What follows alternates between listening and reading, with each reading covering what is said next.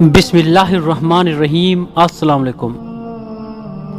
نبی کریم صلی اللہ علیہ وسلم کا اس دنیا سے پردہ فرمانے کا وقت جب آیا، اس وقت آپ صلی اللہ علیہ وآلہ وسلم کو شدید بخار تھا۔ آپ نے حضرت بلال رضی اللہ تعالی عنہ کو حکم دیا کہ مدینے میں اعلان کر دو کہ جس کسی کا حق مجھ پر ہو وہ مسجد نبوی میں آ کر اپنا حق لے لے۔ مدینہ کے لوگوں نے یہ اعلان سنا تو آنکھوں میں آنسو آ گئے اور مدینے میں کوہرام مچ گیا۔ سارے لوگ مسجد نبوی میں جمع ہو گئے۔ صحابہ کرام رضوان اللہ کی آنکھوں میں آنسو تھے، دل بے چین و بے قرار تھا۔ پھر نبی کریم صلی اللہ علیہ وسلم تشریف لائے۔ آپ کو اس قدر تیز بخار تھا کہ آپ کا چہرہ مبارک سرخ ہوا جا رہا تھا۔ نبی کریم صلی اللہ علیہ وآلہ وسلم نے فرمایا، اے میرے ساتھیو، تمہارا اگر کوئی حق مجھ پر باقی ہو تو وہ مجھ سے آج ہی لے لو۔ میں نہیں چاہتا کہ میں اپنے رب سے قیامت میں اس حال میں ملوں کہ کسی شخص کا حق مجھ پر باقی ہو۔ یہ سن کر صحابہ کرام رضوان اللہ کا دل تڑپ اٹھا۔ مسجد نبوی میں آنسوؤں کا ایک سیلاب بہہ پڑا۔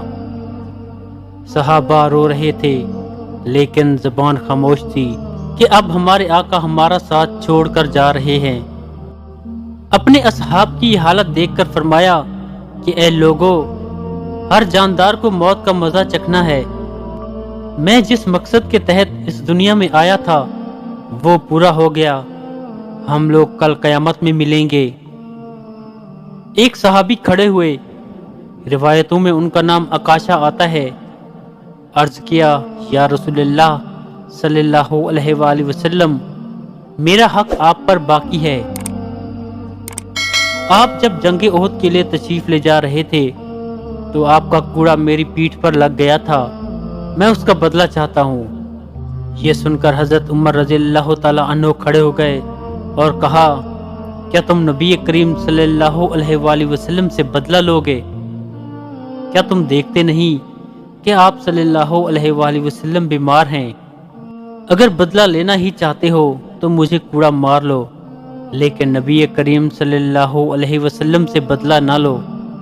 یہ سن کر آپ صلی اللہ علیہ وآلہ وسلم نے فرمایا، اے عمر، اسے بدلہ لینے دو، اس کا حق ہے۔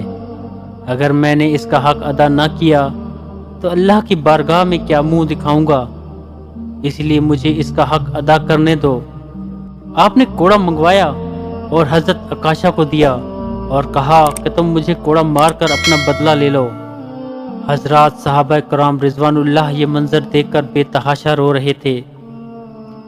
حضرت عکاشہ نے کہا، اے اللہ کے رسول، میری ننگی پیٹھ پر آپ کا کوڑا لگا تھا۔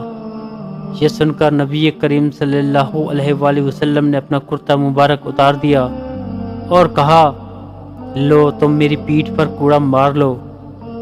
حضرت عکاشہ نے جب اللہ کے رسول صلی اللہ علیہ وسلم کی پیٹھ مبارک کو دیکھا تو کوڑا چھوڑ کر جلدی سے آپ صلی اللہ علیہ وآلہ وسلم کی پیٹھ مبارک کو چوم لیا اور کہا، یا رسول اللہ، میری کیا مجال کہ میں آپ کو کوڑا ماروں؟ میں تو یہ چاہتا تھا کہ آپ کی مبارک پیٹھ پر لگی مہر نبوت کو چوم کر جنت کا حقدار بن جاؤں۔ یہ سن کر آپ صلی اللہ علیہ وسلم مسکرائے اور فرمایا، تم نے جنت واجب کر لی۔